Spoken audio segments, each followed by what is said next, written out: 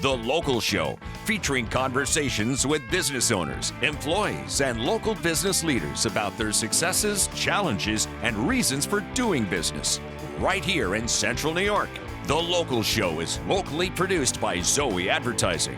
Now your hosts, Tom and Steve. Back in the saddle again. We're so happy to be along with you on this summer day. It's Tom and Steve usually, but I'm still Tom, but Steve is being replaced by Bob Holden-Betts. Just for today. For today, yeah. Try to make it permanent, but you actually have a real life and all that. What do you do full time, Bobby? So I'm in sales. I sell software to chemical and pharma companies. Okay. Chemical manufacturers. So they need to be in compliance with different things, and we help them. That's the short story. Is it? Okay. And you work not just, you're more national, aren't you? More than just regional. Yeah. So it's companies all around. I mean, we work with Pfizer's like ExxonMobil, or companies like Pfizer, ExxonMobil, right. Large companies. About 93% of Fortune 500 companies do business with us. Okay. Yeah. And you used to travel a lot. Internationally. Do you travel still, or? I do travel. I don't do as much international, which is okay at times. Right. But I do miss it because I like to explore. Yeah. I like to see different areas and taste different foods. Would you bring your 10-speed bike, over your shoulder? You look like Lance Armstrong getting off the plane. I wouldn't do that. No, they wouldn't do that. Can't But do that. But the last couple trips I've done, I bring my drone with me because you no can get kidding? some really cool shots. So I like doing that now. Have you ever been to Norway? I've been to Norway. Yeah. Is it as beautiful as everyone says? The fjords are incredible. When we were in Norway, my son and I went there, and we were in Bergen, and it was sold out. We couldn't get a hotel because a concert was happening. Who do you think was in concert? That sold out the city in 30 or 40 miles around. ABBA.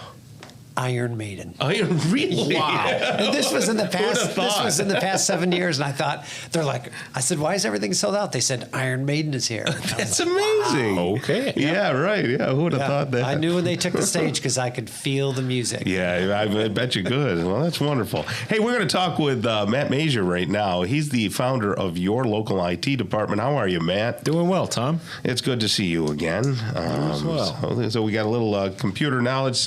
He understands computers. I understand computers. So we don't have Steve here, who basically plays with blocks, and we can actually have a good, intelligent conversation. Yeah, we can nerd out. Yeah, we can nerd right the heck out here. So tell us, what does your local IT department do first, and then we'll go from there. Yeah, so we do everything that a business might need in the realm of IT. So in some cases, we are your company's entire IT department, everything from basic help desk tech support up to IT leadership and big projects. Other times companies have their own IT staff, and we supplement that. So, we bring to the table an entire team of experts. So it's a great wide variety of experience, and we can offer a lot of things to a lot of different folks. And how long have you been doing that?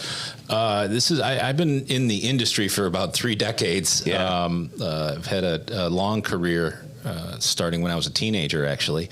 But this particular company is about 3 years old. The majority of my experience have been sort of a freelancer or in IT leadership in big organizations. And I wanted to start a company specifically to grow a team and do things that one person couldn't do, but also demonstrate that, if you treat people well, your employees and your customers, you can build a strong business. And so far, knock on wood, that's worked out well for us, and we've done better than expected. Wonderful. That's great. So one of your services must have something to do with security these days. Yeah, so we're not quite ready, but we're very close to launching a dedicated cybersecurity service. Yeah, that doesn't surprise me in this day and age, right? Yeah, right, and there's so many threats, so many concerns, and basically what's happening right now is every company is getting their cybersecurity from IT providers like us, right?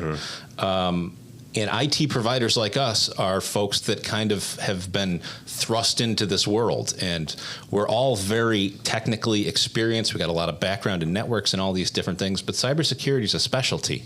And what we found is without specialty talent and special tools, I'm not sure that any of us are really doing it justice and protecting folks as well as we should be. So we've been working for the past better part of a year to put together a program that's dedicated with specific individuals who can mitigate the issues and help train people.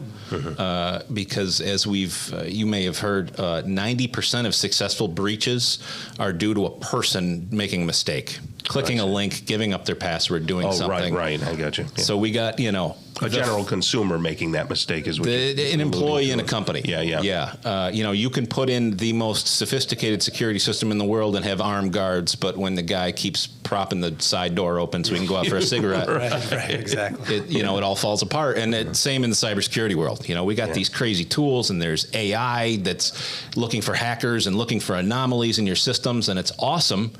But when Ann in accounting just gives away the whole everything on a website, you're in trouble. So, and the answer to that most folks do is they send you a training video that's usually a cartoon. Yeah.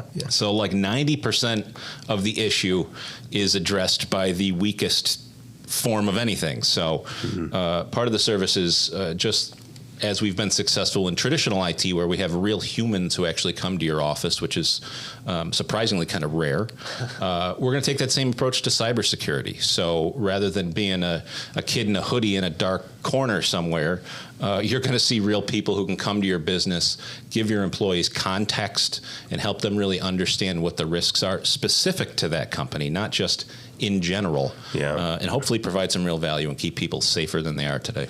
Are there still groups of people out there looking to do malicious things? That seemed to be very popular. Called Russia.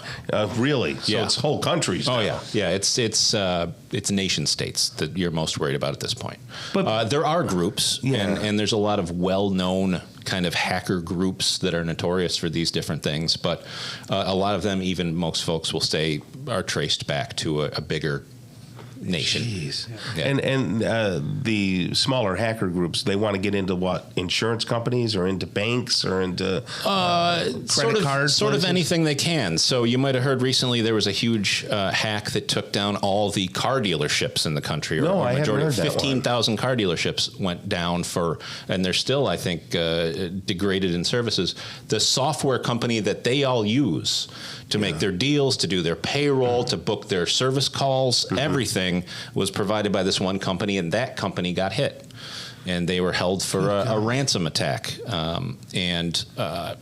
All these car dealerships were effectively, they couldn't do business. They were doing deals on sheets of paper and hoping for the best. What do these groups hope to accomplish? What do they make get? Money first and foremost, right? So they'll hold that big company hostage. How do they hold them? What they do is they breach your network and then they lock you out of it. Okay. They literally encrypt it all and you can't access your own anything. Meanwhile, they can. So they've got all their customer data. I think there's a good chance that in a year, we'll all get a $10 refund because our data was breached because we bought a car in the last 10 years because of this. And that's the type of thing that happens. But they're already, the information they took from that company, they're already using to go after the individual dealers, and they're using it to pose as them. So they have multiple angles that they can take money and take control and, Now, this probably should go without saying. They can go to jail, prison forever for that, right? I mean, that's illegal. Well, yeah, but again, we're talking about folks in another part of the world typically. Oh, I see. So and they do everything remotely, Or incognito, right? Yep. So the chance of getting them, finding them, that's hard to do. Yeah. So the smaller companies that are here, an Apple farm or something like that, they don't have to worry about that type of stuff, do they? Is that sort of? Okay. You got to worry about your bigger suppliers, but also manufacturing and construction are big targets because they don't worry much about security and they typically have lots of money. I see. Okay. And that's where you come in. That's exactly it. We try to, keep folks safe and mitigate the risk. So even if somebody does get in, they don't give the keys to the kingdom. They can't take down everything. How do people get a hold of you and start with your services? Localitdepartment.com is the best place to go, or 315-333-0999. is our number. Excellent. Matt, you're one heck of a great guy. We appreciate what you do and what your team does, all right? Appreciate you having me. All right, hang in there. Jim Engel is coming up next. He's the past president and director of piping and drumming at the Central New York Scottish Games, and he'll be right here on The Local Show on 570 WSYR.